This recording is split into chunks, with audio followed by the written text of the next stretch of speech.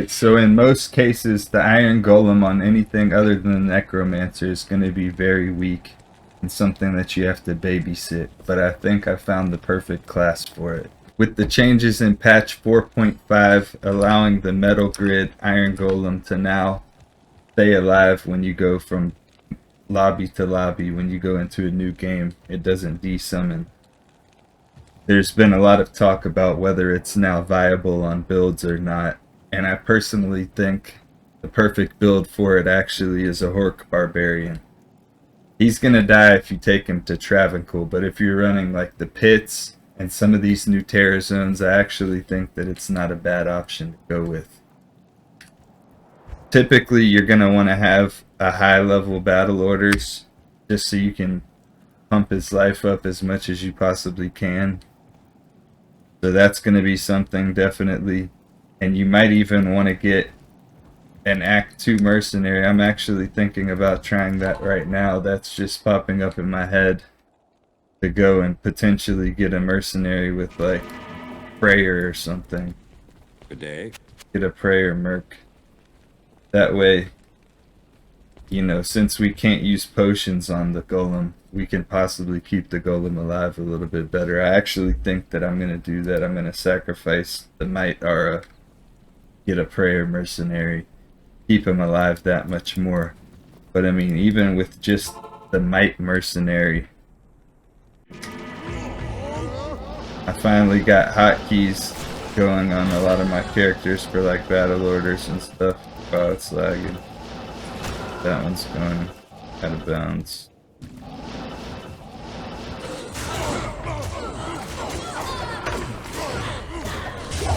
Because like most of the trash mobs and stuff that would usually be a problem in crowding him, I mean, even anything is doing damage to him for the most part though, so you definitely do have to keep an eye on him. But I feel like because of having Howl, you're also going to want to have a really strong mercenary. So I mean, if you see like even I could put whatchamacallit on this merc.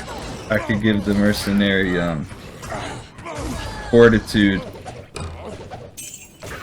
but I really don't even need that.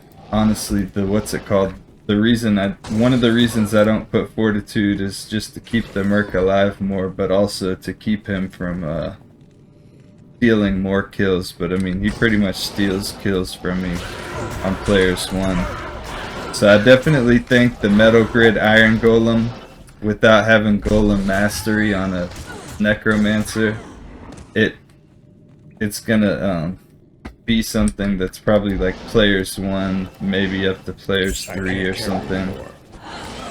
Or you just have to play really specific type of way. Like right here. Really what you want to do with this is you want to owl all the monsters that are going to be dangerous to the, I mean, the champions and stuff. You're going to want to watch out for certain type of things. You're going to want to watch out for hydras. You're going to want to watch out for like ghosts and stuff. You're going to want to watch out for like getting amp damaged. You're going to want to look out for just certain things. But I think for the most part, this allows you to just zip around. Like, if I wanted to do boss runs and just go straight to Mephisto or something, I could probably do that. And Dariel might be a little bit more dangerous. I probably wouldn't do Bale, just because I know that the golem would die. So I mean, if you're sticking to certain areas and like you got little shitty insights, I don't see the problem. I mean, sometimes you might have to find another insight to make a new golem. But I mean, depending on the player's count that you play on, that's going to be the case even for the Necromancer, depending on where you farm at. Because I mean, the golem's not always going to survive. Overburdened. I am overburdened. So let me know. I think the golem's gonna be actually really effective on this, and then possibly also the Fist of Heaven's Paladin. I gotta spend more time with it and see, but let's see, just like for example, how it'll help for me going over to Mephisto or something like that. I'm not even gonna bother with those. Those are the type of shit that'll get the golem killed. I think the trick is just only dealing with the champions and uniques and everything with this setup anyways, because that's really the point of it. But also avoiding the things that could be really dangerous to the golem. Like I think this is okay because there's just the solo. I mean, we can test and see what it's like with the with these. Oh, nah, the golem's gonna die if I mess with them. I can maybe go back for him, but Greetings. you can also go hit up town real quick, heal your golem. I am overburdened. Actually might want to test out. Oh. That golem is dead if I don't get him healed up. Yes. So, I mean, that right there just shows how fragile the golem can be. You gotta really protect him. Especially from like fire and poison and shit like that. It seems like. And amp damage. Amp damage is like one of the biggest things that's gonna take him out before his time.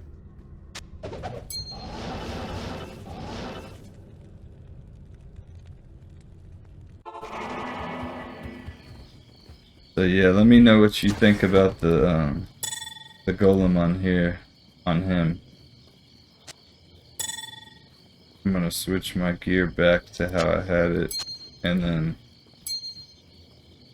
test the golem out on other stuff, because I don't necessarily need that insight on this character. If I was running Mephisto over and over again to try to get some yellow essences, that wouldn't be a bad move though.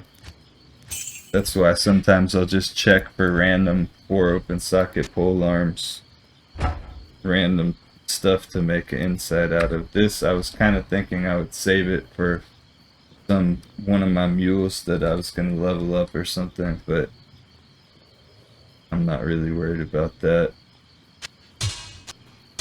So we'll sacrifice this one to see how it does on this Fist of Heavens, because I was kind of curious about that, and I haven't really tested it that much. So let me give that a go.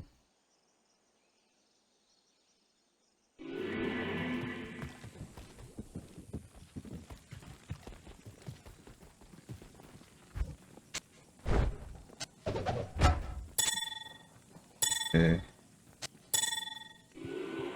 So we're not losing any FCR or anything. I'm not gonna even bother taking this to Travincal. I'll just die. Maybe. Let's see how it does in Chaos, and then we'll consider taking it out.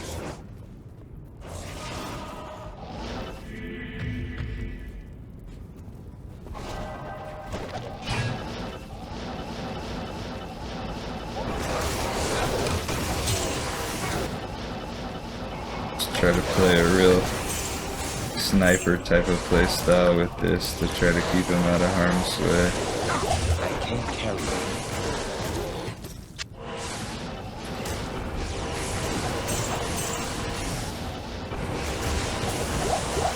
Really seems like mostly it's curses and auras that you have to avoid to keep him alive. Because that's the thing that's going to make the enemy's damage just drastically more, to the point where like even like you as the player, sometimes you die to that type of shit, not really expecting that one monster out of the crowd that has like the right combination of bullshit. Because I mean, if you think about it, most of the time you're just cutting through all the enemies like butter. But then every now and then there's that one enemy that catches you off guard with a combination of stuff. I don't know why I keep switching. I'm so used to using my, what's it called? I already have insight on my mercenary. So I guess this is just showcasing the, ability of the Golem to survive. I'm definitely gonna switch up my mercenary in a second. I don't know what I'll switch it to. Maybe Reaper's Toll.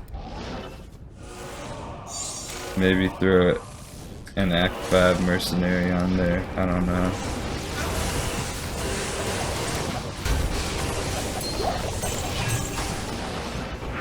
Just showcasing how this can keep it alive in a players 1 chaos with no problems.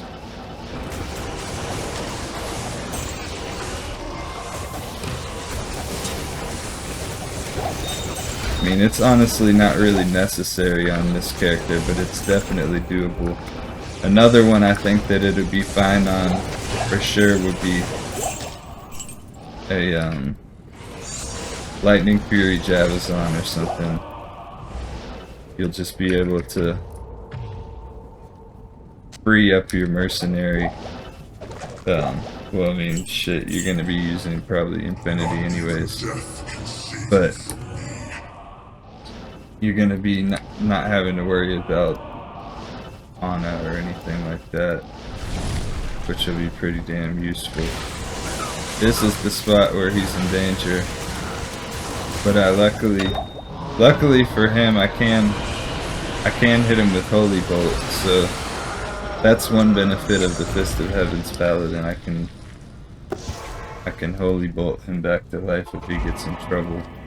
Let's actually take this to Travincal. Take it to Travincal and see.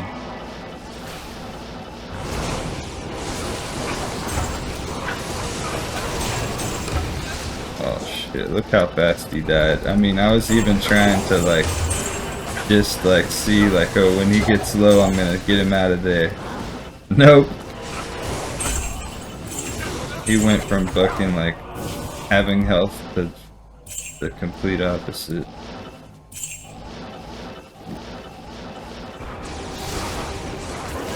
So yeah, some things it's gonna be kind of limited for sure with where you can take the build and stuff like that.